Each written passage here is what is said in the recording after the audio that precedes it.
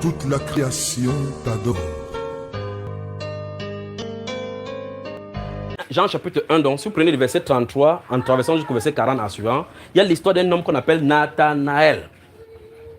Vous avez remarqué cela? Chapitre 1. On a parcouru le verset 19 à 30, non? Dans Jean chapitre 1, on a parlé des gens qui sont venus de Jérusalem pour interroger Jésus concernant Jean-Baptiste concernant sa mission, qui il était, ainsi de suite. C'est ce qu'on a vu là. Dans la suite des temps, après il y a un monsieur André et Philippe vont aller voir Nathanaël et lui dit, Philippe particulièrement, on le voit, viens, on a trouvé celui de qui Moïse a parlé. Il dit, comme quelqu'un a dit ici, que petit venu du Cameroun, quelque chose de bon. Le petit venu de Nazareth, quelque chose de bon. Il dit, viens seulement et vois. Dès que Nathanaël est en train d'entrer au milieu de la population, au milieu de la foule, Jésus se tourne vers lui et dit, voici un Israélite dans lequel il n'y a point de fraude. Vous avez vu cela? Il dit, Rabbi, d'où me connais-tu? Il dit, avant que ton frère ne t'appelle sur le figuier, je t'ai vu. Il ne dit pas, je t'avais vu, il dit, je t'ai vu. Ça règle le problème. Il dit, Rabbi, tu es le roi d'Israël. Tu vois ça? Tu es le roi d'Israël. Voici quelqu'un qui a passé tous ses jours à dire aux gens, les gens disent que c'est un démoniaque. Quelqu'un vient par une seule parole, il dit qu'il est le roi d'Israël. Il n'a pas eu besoin d'être convaincu. La question c'est, qu'est-ce que Nathanaël faisait sous le figuier? Vous avez déjà posé la question? Non. Vous n'avez jamais posé la question, qu'est-ce qu'il faisait sous le figuier? Non. Au point où Philippe a le rencontré là-bas. Sa parole, sa confession montre qu'il était dépassé par le système religieux en place. Peut-il venir de Nazareth quelque chose de bon? C'est-à-dire que nous sommes déjà dépassés par nos systèmes religieux. Est-ce que c'est là-bas que quelque chose de bon va aussi sortir? Et celui-là dit, viens et vois, ça veut dire que quoi? Il ne parle pas comme les autres. Que gars, le temps a changé, l'air a changé, le système a changé. Il ne parle pas comme cela. Viens aussi, viens tester. Dès qu'il entre en scène, on lui dit, il dit vrai. Le changement est là. La confession que Philippe lui a fait, ce n'est pas la même confession qu'il a fait. Philippe ne lui a jamais dit que viens voir le roi d'Israël. Non. C'est sorti de lui. Vous voyez cela? Il est venu voir, viens voir, nous avons trouvé celui dont Moïse a parlé. Moïse n'a jamais parlé du roi d'Israël. Il a dit que l'Éternel, le Seigneur, suscitera du milieu de votre frère, du milieu de vos frères, un prophète comme moi. Point. Écoutez-le. Il a dit qu'il est le roi d'Israël. Il a trouvé sur les arbres en train de parler. Le roi, ce n'est pas sur les arbres qu'il avait. Le roi est censé être dans les palais. Mais le voici le roi d'Israël en train de parler. Parce que si vous lisez la terminologie biblique du roi d'Israël, on parle de Dieu. Le roi d'Israël, c'est Dieu. Vous entendez ça? Roi d'Israël. Il dit parce que je t'ai vu sur le figuier, tu crois. Tu verras désormais les anges descendre et monter sur le Fils de l'homme. Vous avez moi? Je vais parler donc de l'appel du Saint-Esprit, les manières d'appeler du Saint-Esprit. C'est pour ça que je n'ai pas dit de l'œuvre du Saint-Esprit. Je commence par là pour que vous compreniez. Le Saint-Esprit a mis une manière d'appeler. Quand Philippe a dit à Nathanaël, viens et vois, il a comme l'impression que c'est lui qui choisit les mots qu'il dit, mais il est gouverné par l'Esprit pour attirer quelqu'un à venir vers le Messie. Nous avons vu que le Messie est l'objet de notre adoration parce que c'est lui qui a été digne. Comme on lit dans Apocalypse chapitre 5, il est le seul digne d'ouvrir le seau et de rompre les seaux, les seaux qui étaient scellés, n'est-ce pas? Alors, le Saint-Esprit donc conduit tous ceux qui ont cru à Jésus. C'est le but du Saint-Esprit. Le Saint-Esprit conduit les gens à Jésus. Que ce soit l'utilisation d'un homme comme il a utilisé Philippe, Philippe prend Nathanaël pour le conduire à Jésus. Que ce soit l'ange qui sort du ciel, quand il envoie les gens à Joppe pour appeler Pierre, quand Pierre vient, la personne de qui il parle, il ne parle pas de l'ange qui est venu pour parler. Non. Vous avez remarqué cela? Dans la prédication, ce n'est pas de lui qui parle. Il parle de Jésus en qui toutes les nations doivent croire en lui. Vous voyez cela? C'est de Jésus. Donc, Jésus, par son œuvre à la croix, reste et demeure l'objet central de la prédication au travers duquel on est réconcilié avec le Seigneur. Jésus, par son œuvre à la croix, la Bible déclare qu'il a été désigné comme la victime expiatoire pour les péchés. Vous avez compris cela? Dans 1 Jean chapitre 2, versets 1 et 2, il dit que mes petits enfants, je vous écris ces choses afin que vous ne péchiez point. Mais si quelqu'un a péché, nous avons un avocat auprès du Père, Jésus-Christ le juste. Il est lui-même, les enfants la bavardent beaucoup, il est lui-même une victime expiatoire pour nos péchés. Et non seulement pour les nôtres, mais aussi pour ceux du monde entier. Donnez-lui quelque chose. Mon frère, ne sors pas. Parce que si tu sors, tu n'écouteras pas. Reste là avec lui, mais faites à ceux qui ne parlent pas. Qui ne parlent pas. Oui. On voulait déplacer un peu. On détache les corps pour que ça aille comme ça. Ne vous inquiétez pas. D'accord. Quand Jésus lui prêchait sur les zèbres, là, il y avait les tas de zèbres, il y avait les oiseaux et les moustiques. Donc au moins on l'attend. D'accord. Concentrez-vous ici. Alors, la Bible déclare que Jésus a été destiné comme la victime expiatoire pour nos péchés. Donc en réalité, chaque fois, quand il y a le problème du péché, la solution c'est Jésus.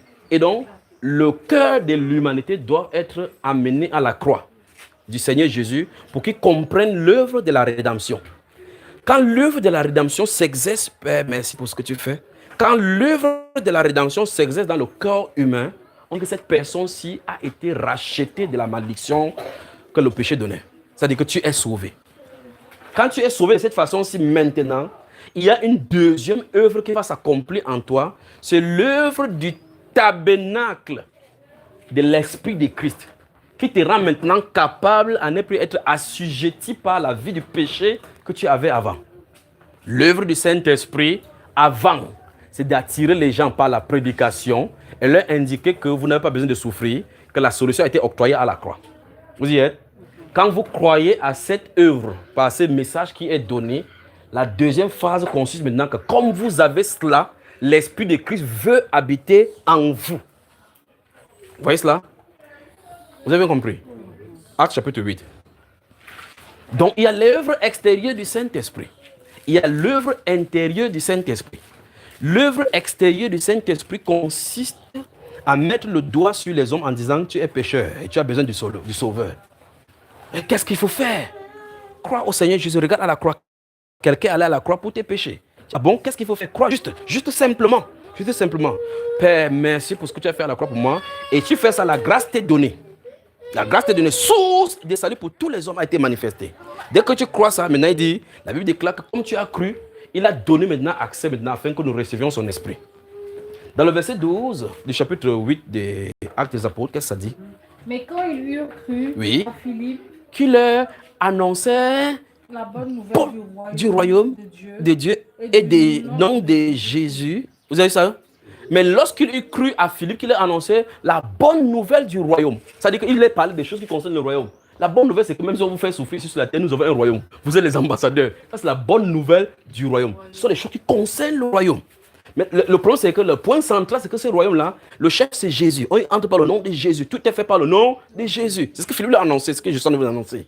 Et lorsqu'il eut cru à ça, on dit hommes et femmes se furent baptisés. Simon lui-même crut et il ne quittait plus Philippe. Et il voyait pas les miracles qui s'accomplissaient pour lui qu'ils n'avaient pas le nom.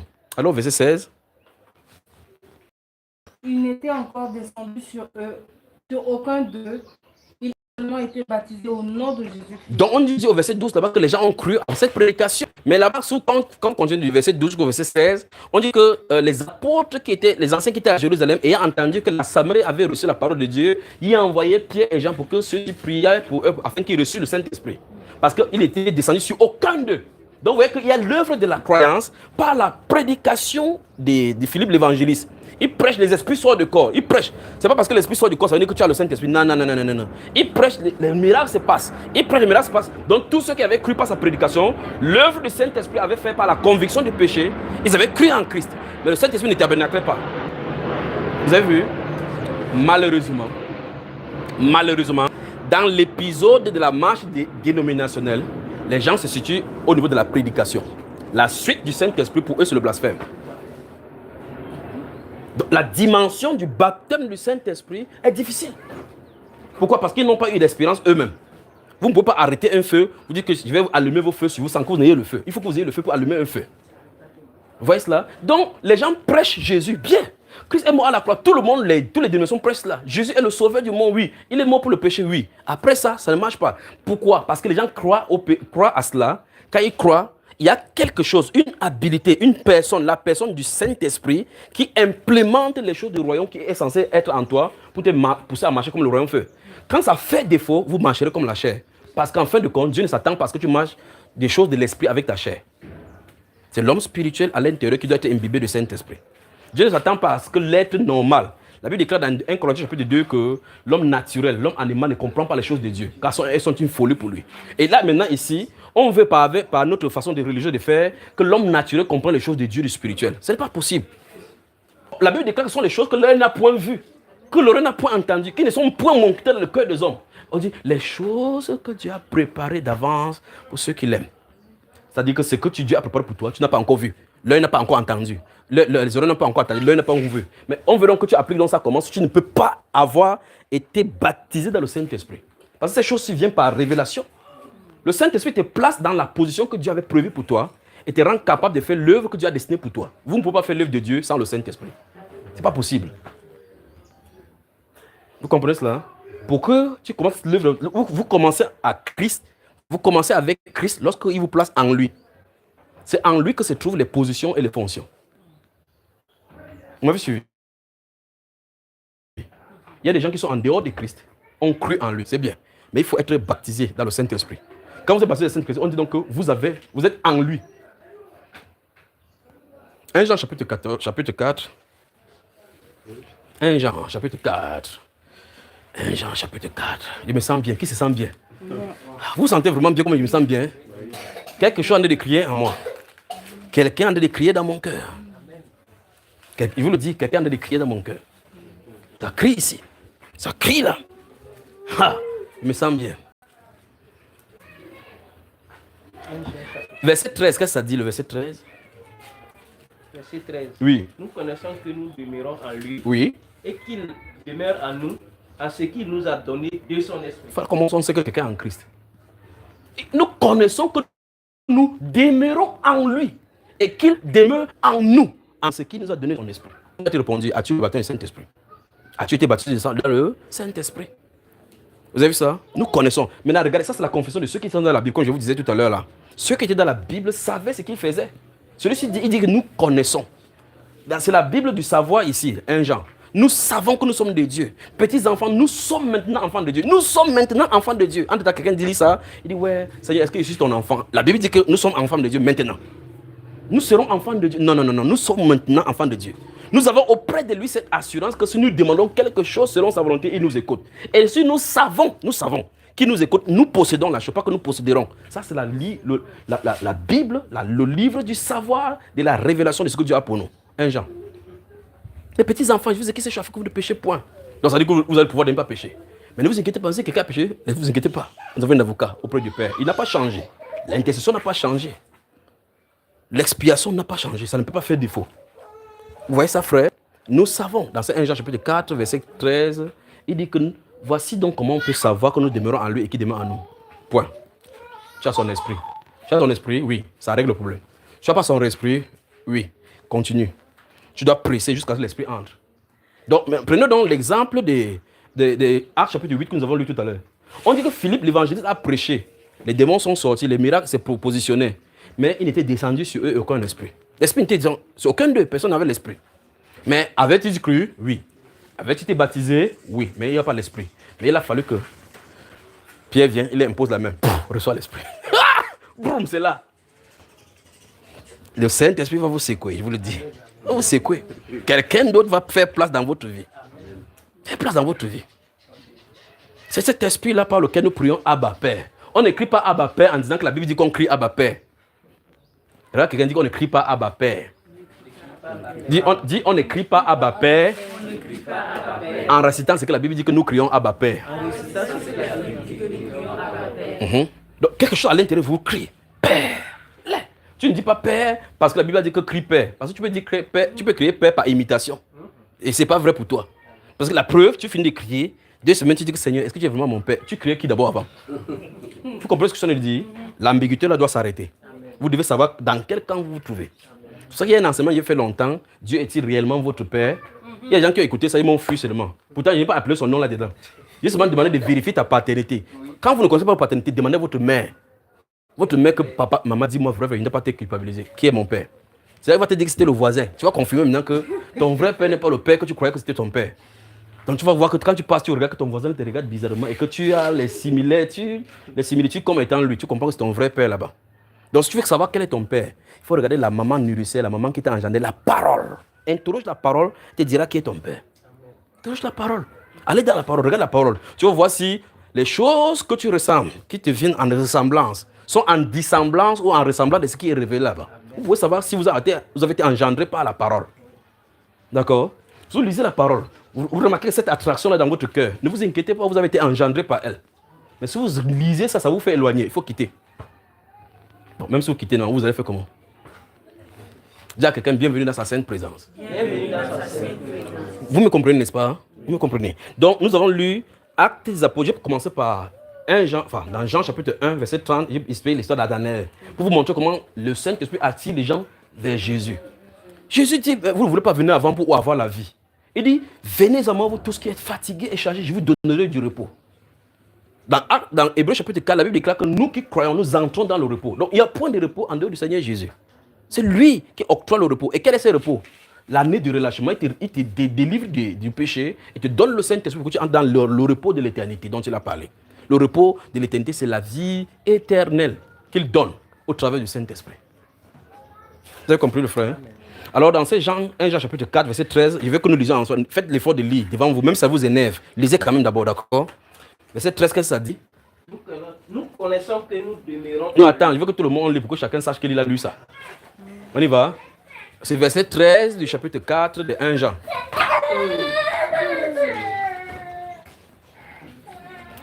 Ce qui est sûr et certain, c'est que quel qu'en soit ce qu'il fait, il ne peut pas mourir. Et même s'il meurt là-bas quand il cherche quelque chose, on le laisse d'abord, on va le réciter après. Donc, lisez 1 Jean, chapitre 4, verset 13, tout le monde. 1, 2, 3. Nous connaissons que nous demeurons en lui. Oui. Et qu'il demeure en nous. Oui. En ce qu'il nous a donné de son esprit. Donc, ici, il y a toi qui demeure en lui, lui en toi. Donc, ça veut dire que tu ne dois pas confesser qu'il demeure en toi ou bien que tu demeures en Christ. Si quelqu'un est en Christ, il est une nouvelle créature, oui. Est-ce que toi, tu es en Christ? La question doit être répondue. On a dit que c'est quelqu'un qui doit demeurer en Christ. Si c'est réalisé pour toi, tu dis que je demeure en Christ. Ça risque de se tromper parce que c'est réalisé pour toi. Alors, si vous soupirez sur le baptême du Saint-Esprit, c'est le moment. C'est le moment. Le moment est bien positionné maintenant pour que vous recevez n'importe quoi de lui. Et la principale chose que quelqu'un peut chercher sur la terre, c'est le Saint-Esprit. C'est la principale. Ce n'est pas le travail. Parce que tu peux avoir le travail, tu n'as jamais le Saint-Esprit, tu n'as pas de paix. Mais voici quelqu'un qui te donne l'assurance en mettant le cachet sur ta foi pour montrer que tu es passeport pour l'éternité. C'est là pour l'éternité, pour le jour de la rédemption. Et c'est distribué gratuitement, répandu abondamment en ceux qui croient au Seigneur Jésus. Vous croyez au Seigneur Jésus? Oui, de la bonne façon, oui. Il justifie votre foi en ponctuant cela par Amen du Saint-Esprit. Nous connaissons. Nous connaissons. Nous demeurons en lui et qu'il demeure en nous en ce que. Donc, voici comment savoir que lui demeure en nous et que je demeure. Question. A-t-il donné le Esprit? Donc, c'est à partir de cet instant, c'est qu'on comprend vraiment que la religion, il y a la frontière, parce que la religion ne peut pas fabriquer ça. On ne peut pas fabriquer. Donc, tu peux imaginer, imiter les actes de mariage, imiter les choses. Avance. Au niveau du baptême du Saint-Esprit, on saura qui est qui. Tu dois devoir répondre à la question, as-tu la vie éternelle véritablement demeurant en toi?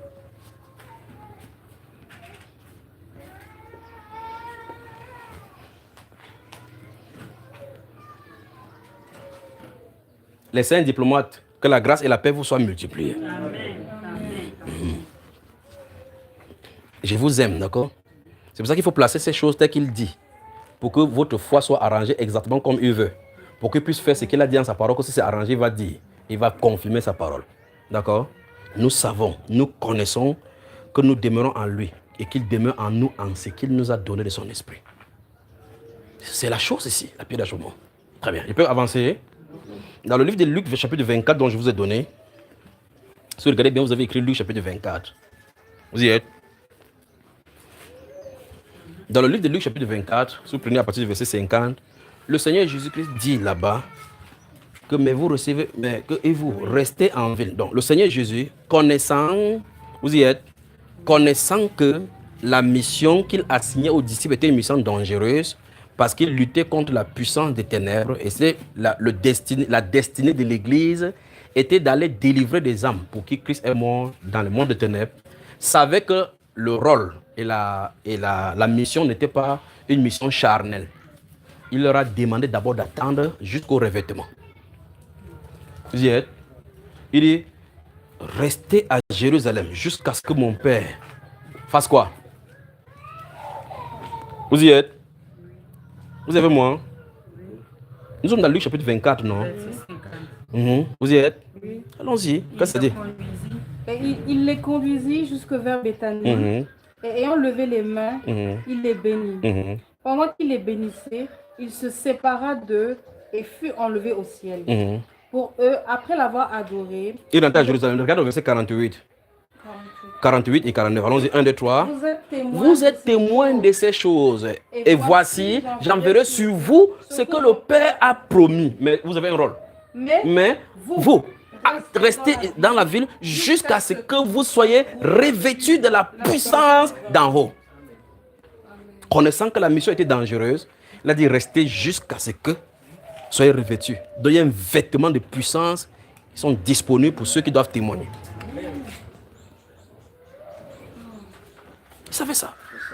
Il dit vous êtes témoin. Ok, témoin. Vous avez vu, non? Oui. Vous avez vu, non? Oui. Mais pour que vous allez raconter ce que vous avez vu, il faut une habilité. Un vêtement de témoignage vous est donné. Ce vêtement de témoignage, c'est que vous parlez non seulement des paroles, mais des œuvres de puissance. Dans le chapitre 1 donc des Actes des Apôtres, pendant qu'ils se réunissaient, la Bible déclare, c'est toujours Luc qui écrit, parce que c'est le deuxième livre de Luc. Luc dit à partir du verset 1 là-bas, il dit Théophile, j'ai parlé dans mon premier livre de ce que le Seigneur a commencé à faire depuis le baptême de Jean. Il raconte que depuis quand Jean est venu jusqu'à ce qu'il fait envoyer dans le ciel. D'accord? Comment il était réuni? Et il a donné ses ordres par le Saint-Esprit aux disciples qu'il avait choisis d'avance. Ouais, et comme les disciples étaient réunis, il leur parlait des choses qui concernent le royaume après avoir monté plusieurs preuves pendant un jour. Et puis il leur dit maintenant, Jean, verset 5, maintenant c'est le verset 5 qui commence à être intéressant. Car Jean a baptisé de d'eau, mais vous, dans peu de jours, vous serez baptisés du Saint-Esprit. En peu de jours. Mais vous serez baptisés du Saint-Esprit.